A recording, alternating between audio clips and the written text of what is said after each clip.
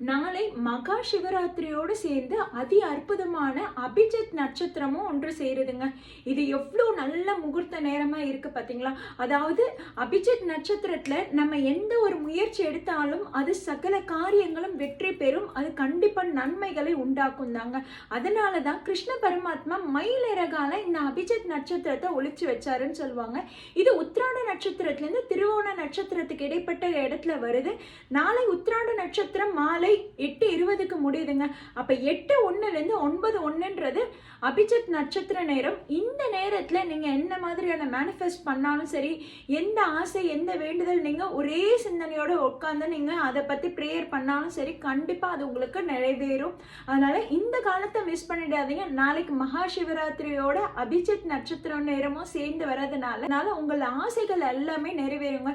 நீங்க ஒரே சிந்தனையோட ஒரு விளக்கு ஏற்றி வச்சு உங்களுக்கு இருக்க ஒரே ஒரு ஆசையை மட்டும் நீங்க மேனிஃபெஸ்ட் பண்ணுங்க. கண்டிப்பா அது உங்களுக்கு நிறைவேறும்.